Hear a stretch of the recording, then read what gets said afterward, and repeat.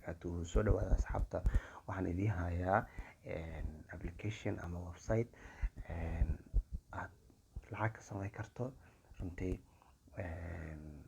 dad badan ayaa aaminsan inaan waxba lacag laga samayn karin, laakiin website waxaa idiin sameynayaa haddeer aan diineeda ku tusi doono lacagta aan ku shubtay iyo lacagtii aan macnaha sheeg aan lacagteeda shaqaysay iyo lacagta aan rajay doono insha Allah.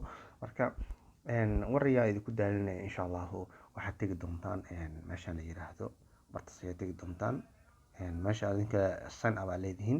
Sign up aad ku dhifto bal sign up ku dhifto shaqada wadaa. Okay, meeshaan waxaa geli doontaa insha Allah magacaada geli doontaa afar camal gelinaysaa. meeshaan waxaa gelinaysaa gmail kaaga, meeshaan password kaaga, confirm password kaaga kii hore xagga geli ku celi doontaa insha Allah. meeshaan tick saaran tahay ayaa tick saari doontaa hadii la haydmo. Okay, anu laakiin hadda marabana ciwaan kala sameeyaa hadii la haydmo.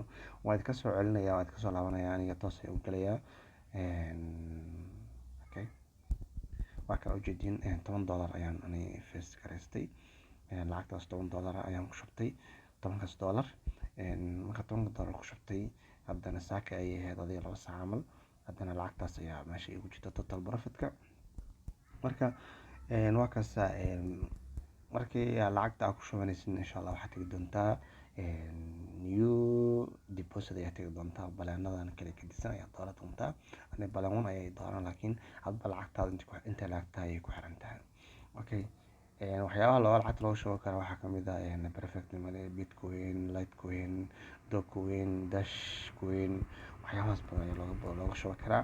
runta soo hadii lacag ay ku jirtana isla asaga ayaa lacagta u celi kartaa. waxaad taaban doontaa insha Allah. meeshaas ayaa taaban doontaa ay ku qoran tahay calaamadaas ayaa jagsi doontaa saas camal. kadibna lacagtaas ku geli doontaa. marka waa salaamantiin inaan fiidiyoda ku dheereeyo ma rabo insha Allah. Assalaamu calaykum waraxmatullaahi tacaala wabarakaatuh.